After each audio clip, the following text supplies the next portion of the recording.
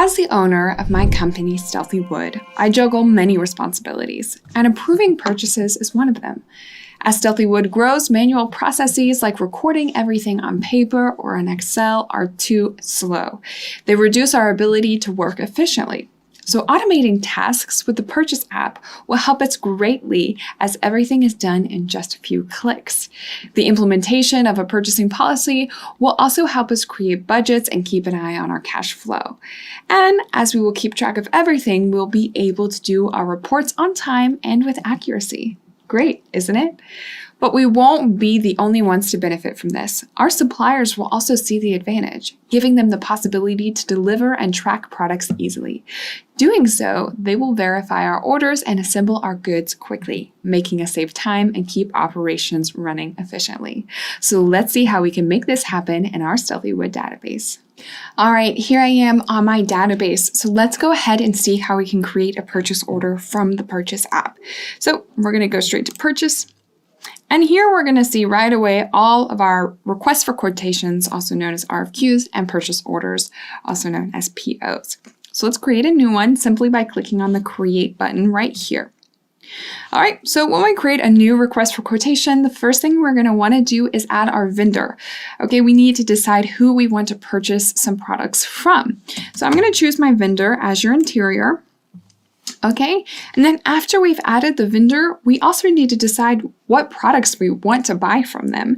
And I'm going to specify those right down below under the product section. So let's go ahead and add a product. In this case, I'm going to choose my pedal bin. Now, by default, the quantity that we purchase will be 1, and we're going to modify this. I'm going to say 20. I do want to purchase more than just one of this item, and I'm also going to change the unit price as well. So maybe I've seen their catalog. I know how much this item costs, so I'm going to put 15. Okay, so this looks good so far. Of course, we can modify the other things in this line as well, such as the taxes, but I'm not going to do that. Okay, so once we have created our basic request for quotation, we will save it, and then we can either print it or we can send it by email to the vendor, which is what I'm going to do. So I'm going to click on Send by Email. Okay, I will have my email template pop up, which I can modify right away, or I can just go ahead and send it the way that it is. I think this looks pretty good, so I'm going to click on Send. Okay, once I click on Send, I'm going to see a status change from RFQ to RFQ sent.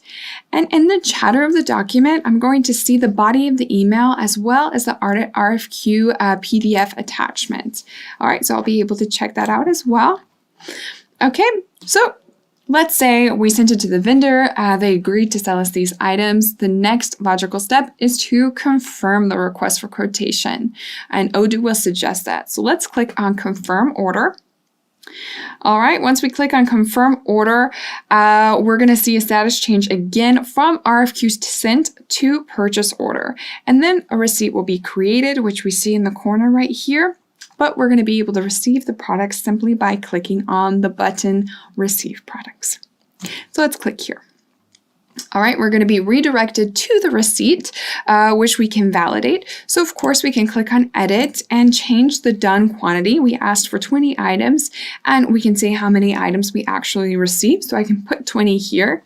If I don't add anything and I click on Validate, Odoo will automatically apply the demand quantity as the done quantity. So let's do that. Let's click on Apply. All right, and we see the status change from ready to done at the top as well. So you can always keep track of the status by looking at the status bar here. All right, let's go back to our purchase order. We always can access the receipt. It's good to go here.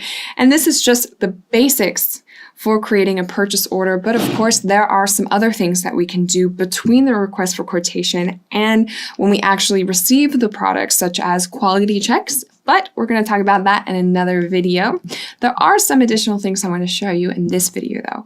One thing I do want to do for sure is to add some additional security measures. One of which is I want to be able to approve the purchase orders my users are creating if they are above a certain amount. Okay, so I'm actually going to go to Configuration Settings while I'm here on the purchase application. And I'm going to activate the option Purchase Order Approval, I've already activated it actually. And then I'm going to add a minimum amount. Okay, so I want to say if my users create a purchase order that is above $250, I need to approve it before it can be confirmed. Okay, so we're going to look at that, and we're also going to be sure we have warnings activated. This will work for products or vendors, and I'm going to show you what that looks like as well. Okay, so let's go ahead and log out and log in as one of my users since I already have these features saved. So I'm going to log out. I'm going to log in as my user Eduardo. Okay. And I'm going to go to the purchase application and create a new request for quotation. So let's go ahead and choose Azure Interior again.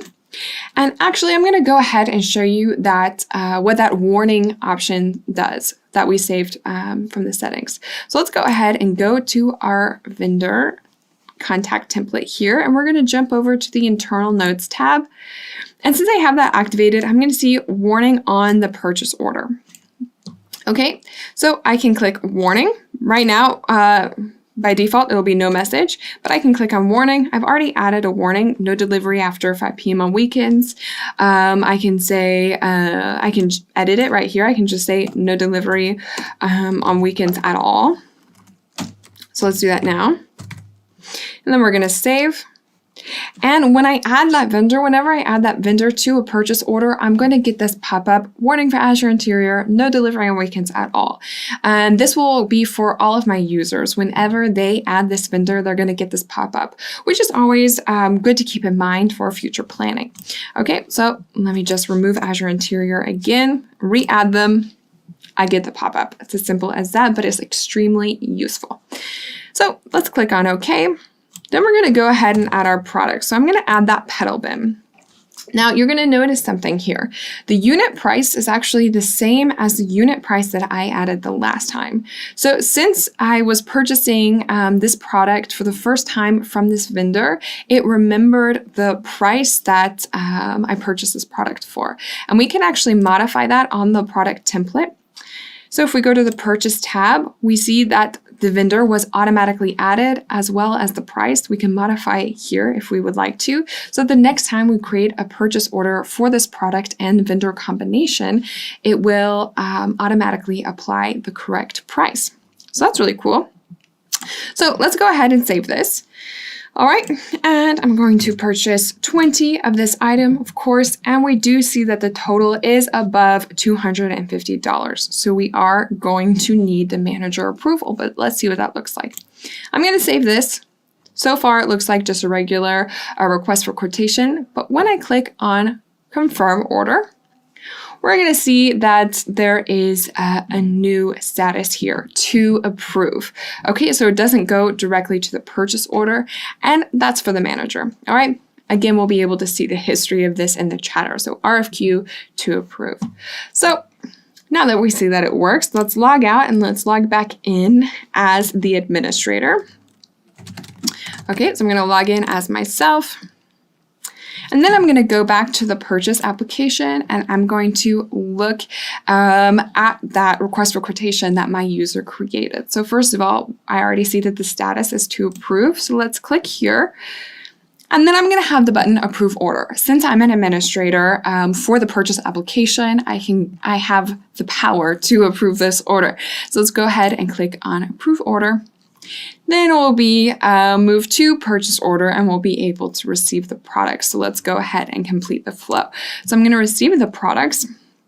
This time, I'm actually going to say that I didn't receive all of the products, that actually they only sent me 15. All right, so I'm going to save and validate. And when I try to validate this, Odoo, of course, will recognize that it's not the full amount that I ordered. So it will ask me if I want to create a back order saying that I still want to receive these products at some point, or if I don't want a back order at all. If I say, okay, I wanted 20, they only had 15 available, I'll take the 15. I don't care about the rest. I don't want to receive them later. I'm just good with what I have. I don't have to create a back order. So I'm going to click on no back order. Okay, so I just have 15 done here. All right, and then when we go back to the purchase order, we will then be able to create a bill. We need to pay our vendors. Okay, so let's click on Create Bill. Now, when I do that, I'm going to see that the quantity has the quantity reflects what we actually received. Okay, so even though I ordered 20, I received 15, and I will only have to pay for 15. So Odoo recognizes that, which is really nice. So let's post this, and then we'll register the payment, validate. Okay, we see that it's marked as paid. We'll go back to the purchase order, and we do have the full history of events here. I see that I ordered 20, I received 15, and I was billed for 15. Okay, so I have all of that right here. And on the receipt, I'm going to see that we had a demand for 15 were done, but we also asked for 5 in addition. So originally we asked for 20, but 5 were not done. Okay, so we can see everything that's going on here as well.